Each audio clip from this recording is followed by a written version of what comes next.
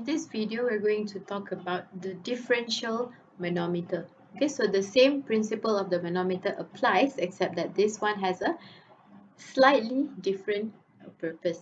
Okay, so a differential manometer is a manometer that is used to measure the pressure drop across a moving fluid. For example, this is a pipe.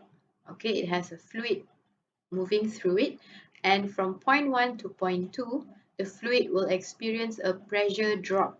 Okay, that means a decrease in pressure. This is natural. Okay, it happens due to friction and some other factors. Okay, so to measure the pressure drop, a manometer is attached to the 2 points, point 1 and point 2, and the reading in the manometer will indicate what is the pressure drop. Alright, so how can we relate the pressure at point 1 and at point 2? So to relate these 2 points, we connect a manometer, a differential manometer, and we work our way through the tube. Alright, so for example, P2 is equals to, the pressure at point 2 is equal to the pressure at point 1 plus rho GH. Remember, you're going down, and this is the same fluid, so it's just rho GH, rho 1 here, rho 1 G, and the H here, the height will be total to this point, the vertical height, A plus H. Okay, so this portion is from point 1 until point A. Okay, now you're at point A. You don't have to go down this tube. You can just jump over because this is the same level and it's the same fluid. Okay, you will see this being quite common in this application. We jump over, now we're at point B, and we have to work our way upwards to reach point 2. So from B, you go up, so it's minus rho GH because pressure is decreasing. So minus rho GH, the rho is this darker or pink color, so that's rho 2 GH, and the H is just this one, H, yeah, and then now we're here. So from here to get to point 2, there's only one more step, rho GH, and the rho is this fluid. Okay, fluid 1, the lighter pink, rho 1 times gravity times A. A is the height between this level to point 2. Okay, now we have this equation. This will be equal to P2. All right, and you can rearrange P1 minus P2 will be equal to this. Okay, you can pause this video if you want to work out the equation. Get this. Okay, so what we want from here is the pressure drop, right? As I mentioned just now. So delta P equals to P1 minus P2. So that is what we already have. So in this application of differential manometer, you will not have to find P1 or P2. But instead, you have to work out this equation first and rearrange to get delta P. Okay, which is the pressure difference. Okay, we'll go through one example in this video. A U-tube manometer is arranged as shown to measure the pressure difference between point A and B in a pipeline conveying water of density 1000. So what's in the pipeline is water. So the blue color here is water. Okay, the density of the manometer fluid Q is 13,600 kilograms per meter cube. So the manometer here has fluid that is of this density. Okay, this is mercury, right? And point B is 0.3 meters higher than point A. So let's locate those points. This is point A and point B. Point A is slightly lower. So it says that point B is 0.3 meters higher.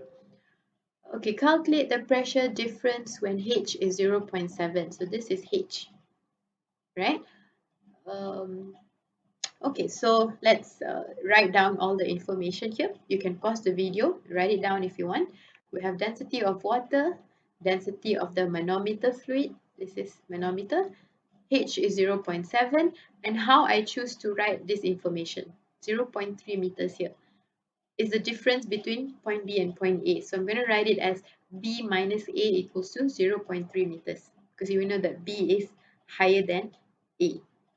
Okay, so with this information, we can work out a solution.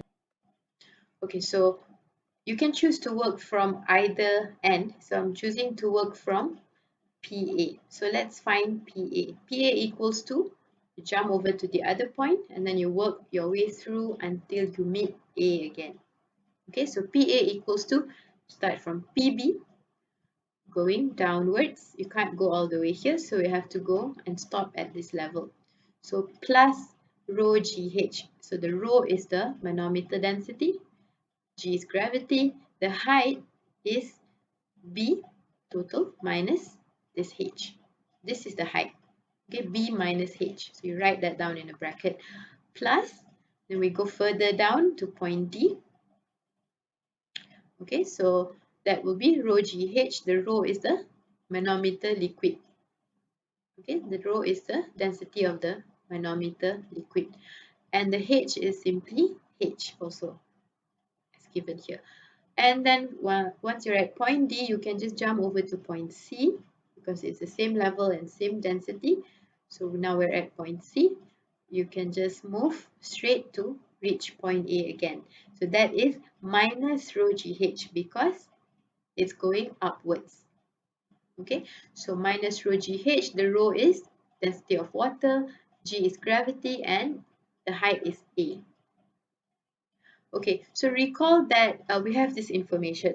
Somewhere there is a B minus A equals to 0.3. So you need to rearrange this equation so that you can use this information. Okay, so I will expand this first, and then you can see that there's a B and A here, rho water GB, rho water GA. So you get them together. Now you have your B minus A, and the rest will just follow. Okay, so this should be our final equation. So remember, the aim of this question was to calculate the pressure. Okay, the delta P equals to PA minus PB. So what we do here is we just rearrange this equation and get PA minus PB. So everything else just follows. You plug in the values and solve. So remember that the final answer, if you calculate this using your calculator, you'll get 89,470 Pascal. So I want it in kilopascal, so you can divide by 1000. Okay, so there's another question here that you can try. You can pause this video. It is very similar to the problem that you saw before. The solution is also here in the next slide, which you can pause if you wish to see, but I suggest that you give this a try first. Yeah, test yourselves. And I'll see you in the next video.